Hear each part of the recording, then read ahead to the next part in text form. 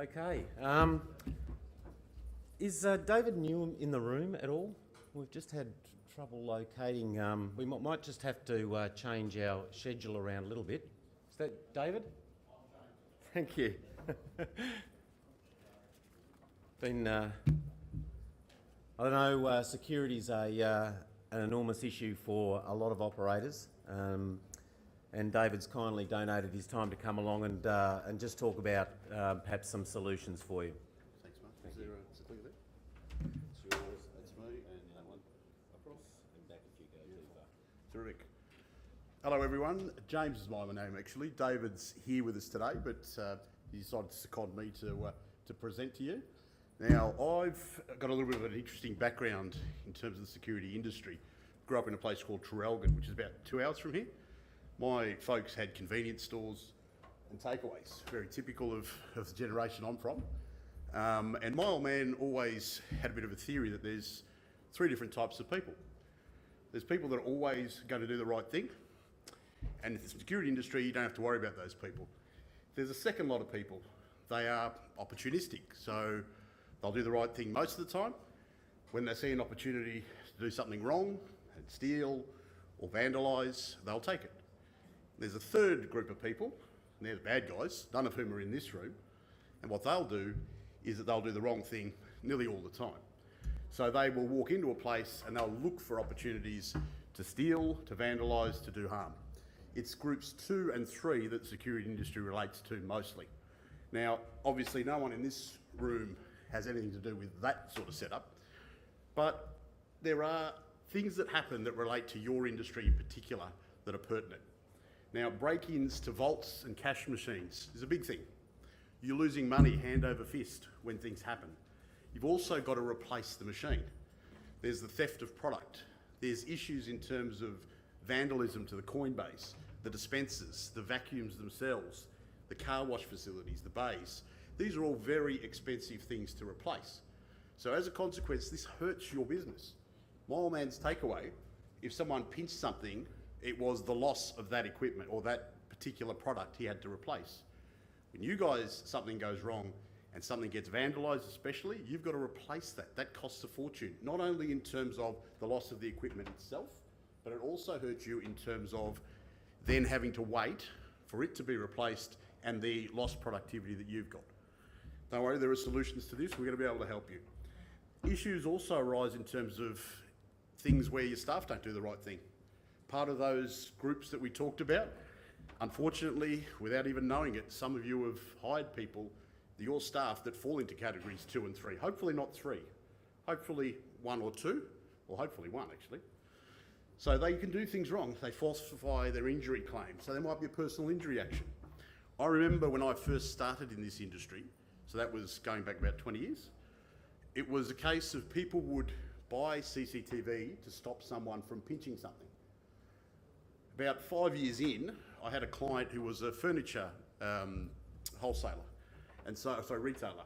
And what he would do is he'd have stuff delivered onto his dock, and overnight his staff would pull apart the guys in the storeroom, get the equipment, put it together, assemble it so to be ready for the next morning. And what he wanted to do was put cameras up around his premises. So he's decided, all right, so he had 2 outlets, and what he wanted to do was work from one, have the other one set up with cameras so he could see what his staff were doing.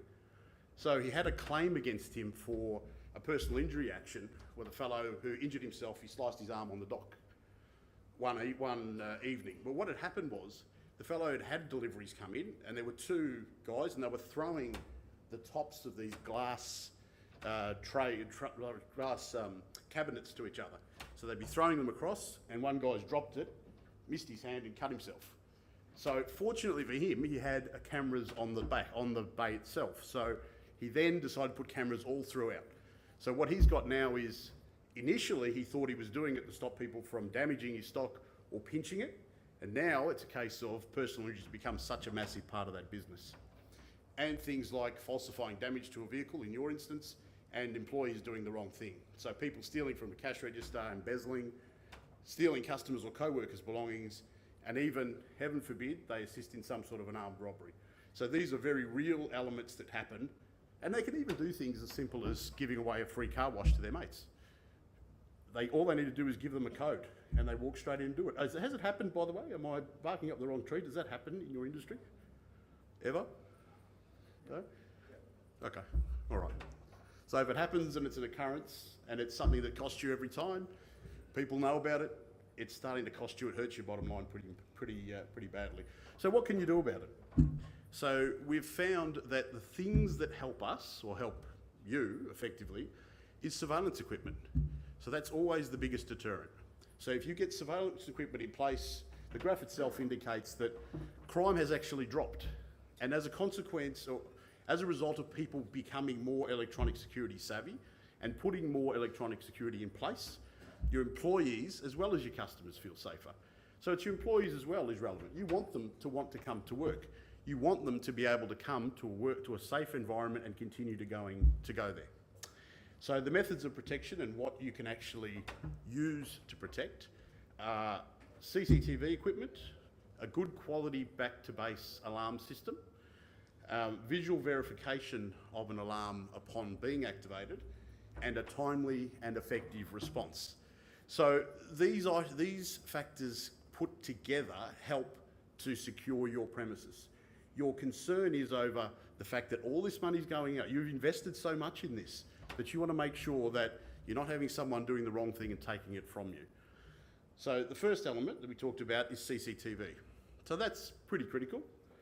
Now, the things you look for in terms of a CCTV system and how it's set up for the car wash itself is naturally, and I guess every security person worth their salt's going to say this, but you want good quality IP rated cameras. Now IP68, which means that they're designed especially and tested for environments where there's going to be applications where there's water involved.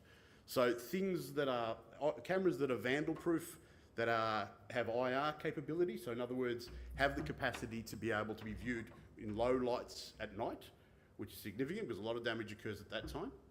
So the IP rating that we recommend, as we said, is 68. So they have full protection from dust and other large solid matter, but they're also able to withstand being immersed in water more than a metre in depth, which makes them particularly waterproof. So that's relevant for exactly your application. So the other thing is these devices go back to a network video recorder. So they are actually recorded and they stay and they're retained on a server. So that information goes back to a system for use for police, for yourselves, for anyone else who it's pertinent to. So the other thing we can do, which we'll go on to in a little bit later, is that our control room, or any control room worth their salt, is able to access those cameras if you want them to.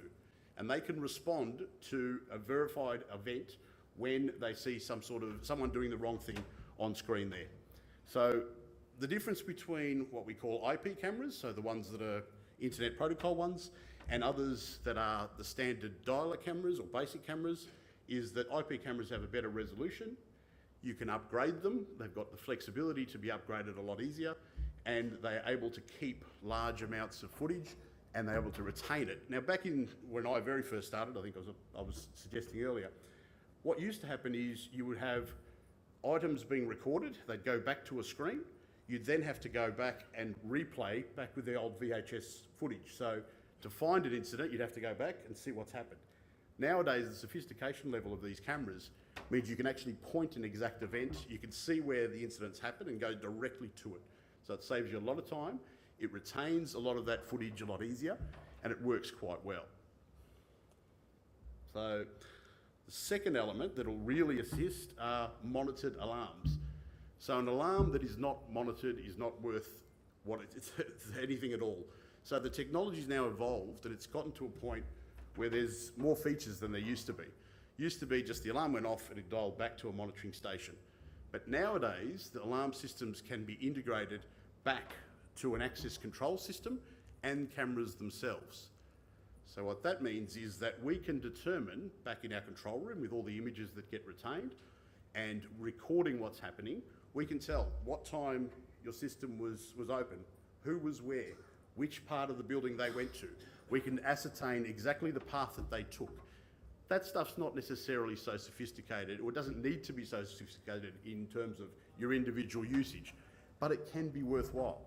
So things like knowing that one of your employees has been in there at 3 o'clock in the morning when they shouldn't have been, You can determine that because they've armed and disarmed the system. We can notify you the second that happens if you want to. You can view images instantly. Our control room can view images instantly. All of those things put together a little bit of an umbrella, a cover for your business, which is pertinent. Now, we can even set up that we can have traditional sensors, which are ones that are based on movement, that will look for movement and a heat variation, and will set off an alarm. Nowadays, we can have sensors that are what are called seismic, where they just look for basic movement. We put them on safes, we put them on ATMs. As soon as someone goes to shake it, it sets off an alarm. So as soon as there's a vibration in that area, it sets a signal back to our monitoring station. Those are pretty critical because oftentimes a conventional detector may not cover a particular area. If it's at 90 degrees and it has a range of between 12 and 15 metres, it doesn't always pick everything up. So whereas a seismic will be on a device itself. So we'll put it on the back of the cash machine, or we'll put it on the back of the point where someone actually puts their coin in. As soon as someone goes to shake it, as soon as someone goes to do the wrong thing on any sort of vending device, it can set off an alarm. Okay, that triggers back to us, and the quicker you're able to respond, the less likely that damage will be done, both in terms of the vandalism to the site as well as any cash that would be taken out of it. Okay? Now, the way we operate it is we run a grade 1A monitoring station. So for want of a better term, all it's really designed to do is monitoring centres are graded. Now ours is the highest grading. It's the same sort of grading that we have, that your local bank will require, or a jeweller, or any high-end device. So we have that in place whereby we know that we have a certain number of operators on at a particular time, minimum. We have a vault that the control room operates under. We have backup generators, backup control room, etc. So that's pertinent to you because when something happens, you want to know that your system is going to be responded to. Okay. Last element we'll discuss a little bit is visual verification. So we touched on this a little bit earlier, where a control room operator can patch in and see what cameras are seeing at the same time as the alarm is actually activated. So they can do two things. One is they can go back and view at the time of the activation itself what had happened, so they can have a record of what's occurred there. And the other thing they can do is they can view it in real time. So the way our program software works in the control room, it can be aligned to save time to a particular device. If you've got a large site like this, for example, say we're at Marvel Stadium and we have 500 individual devices all back to one control panel, say. If we've got an activation occurs and it's 3 o'clock in the morning, a control room operator can patch in and see where that device has gone off and see the camera that's assigned to it, and they can determine what to do from there. No point sitting there looking through 500 devices. So this makes life a lot easier for our control room operators, and it allows them to respond a lot quicker. So visual verification is where this industry is going. So it can be as simple as the devices you'll see there, which are videofied product. So they are actual sensors that are set up as alarm detectors, and inside the detector itself is a camera. So what will happen is that alarm will activate, it'll send a signal via phone line back to our monitoring centre, which is also a recording of a 15-second JPEG clip, and advises us there's been an activation. We send that clip to a nominated email address and advises them of what's happened. We'll also know and be able to respond accordingly. So that's a very basic visual verification. Our alarm setup can also be actual visual verification where we patch in and view your cameras. So what we've tended to find is that this, coupled with decent quality alarm system setup, where it goes back to base, where there's also panic facilities in case your staff members get themselves in some sort of trouble, has helped as an overall, and it helps you with your setup generally as well, in that your staff feel safe, your customers feel safe. It also means that you can then look after your bottom line. It's important.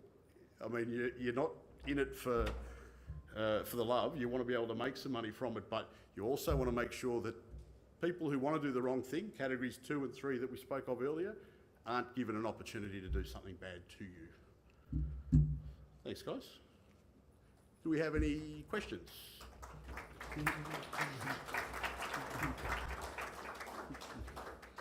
Very good. Terrific.